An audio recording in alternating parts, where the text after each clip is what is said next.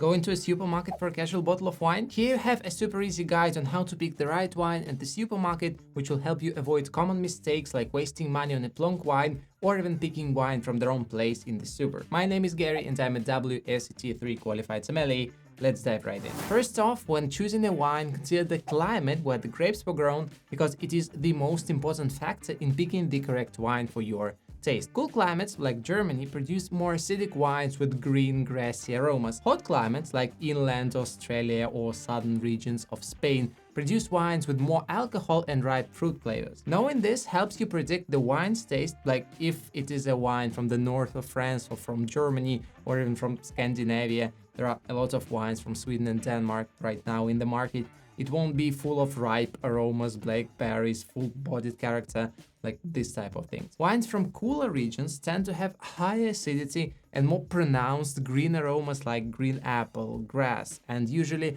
lower alcohol content. That is also obvious because to produce alcohol in wine, a lot of sugar is needed, and sugar is accumulated in grapes when they're exposed to sun. In contrast, wines from warmer regions such as Australia's inland areas or say South Africa are less acidic, have higher alcohol content and offer ripe fruit aromas. Recognizing the climate of the wine-growing region helps you make an informed choice about the flavor profile you can expect from the wine. Next thing you can think about is how soon do you want to drink your wine. Every wine has an ideal serving temperature, around 10 degrees for white and 15 to 18 degrees Celsius for red. Drinking wine at the wrong temperature can ruin the whole wine experience, so if you plan to drink it right away, opt for a wine that doesn't need a lot of chilling, like a full-bodied red wine. And warning, there is a common misconception that red wines are normally served at room temperature, but it is not the room temperature we have now in our houses. Back in the days, the room temperature in houses was like 16-18 degrees Celsius, and that was the perfect temperature for the majority of red wines.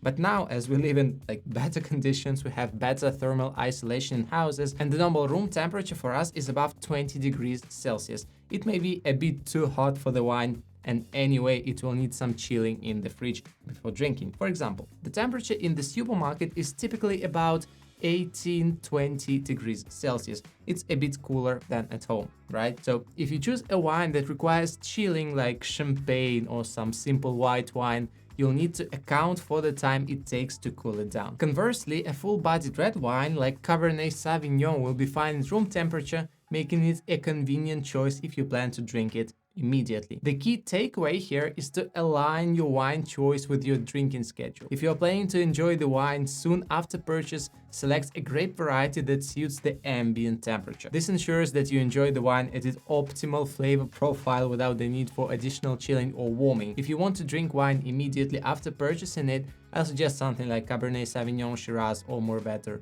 grapes. And also consider the size of the bottle. If you won't finish a full bottle in a few days, opt for a smaller one to avoid oxidation, which can spoil the wine completely. There is a ton of options at half bottles which contain half a standard bottle of wine or even a quarter of a standard bottle of wine. Smaller bottles are perfect for enjoying a glass of wine without wasting the rest of the bottle. Oxidation occurs when wine is exposed to air and gradually degrading its quality. If you plan to drink only one glass, a smaller bottle such as a half or single serve size is ideal to prevent the wine from spoiling. This way, you'll enjoy fresh wine without worrying about waste. Another point is that sometimes it's hard to find the exact wine you want to enjoy today in a smaller bottle, because normally smaller bottle wines are like mass market wines, not expensive wines, which are not very impressive in most cases. But it's true only if we are talking about regular supermarkets, in more like wine-oriented places, some wine boutiques or so. There is always a selection of interesting wines in half and quarter bottles, so you'll definitely find something for your taste there. And yeah, supermarkets often place wines they want to sell more quickly at eye level. These might not be the best choices, so don't be afraid to squat down or reach up. This little exercise can help you basically find better deals and fresher bottles. Wines at eye level are frequently targeted for faster sales, potentially because they are approaching the end of their shelf life. Not always, of course, but there is such a tendency. each wine has an optimal aging period and optimal shelf life, during which it maintains its quality. Supermarkets aim to sell wines within these periods, sometimes placing them at eye level for quick turnover. While it's not always a bad idea to pick a wine from the middle shelf, exploring the higher and lower shelves can often yield better and fresher options. Doing a bit of physical exercise like a couple of squats and head turns can help you discover the best bang for your buck, and also there might be some discounts on the higher and lower shelves. Like the wines that are not quite popular, aka these are not plonk wines which are consumed the most at the supermarket and the shop owner wants to promote them a bit. This may be the greatest value for money option. Personally, when I shop for wine in the supermarket, I always pay attention to these not very evident options because in a lot of cases real gems are hiding there. The next tip is know your grapes. Just familiarize yourself with common grape varieties. Obviously, you don't have to learn all of them by heart, but it may be useful just to know the basic pattern. For reds, it goes like Pinot Noir, it's light and elegant. Merlot, it's a bit fruitier. Shiraz, or Syrah, the French name, it's peppery and even more full-bodied. And Cabernet Sauvignon on top, it's bold and tannic. Of course, there is a ton of exceptions from this rule, but basically this scale gives a clear understanding of what wine might be in the bottle. For white wines, there are aromatic grape varieties like Riesling and Sauvignon Blanc, which are intense and have a lot of flowery blossom, these seductive flavors, sometimes a lot of tropical fruit as well.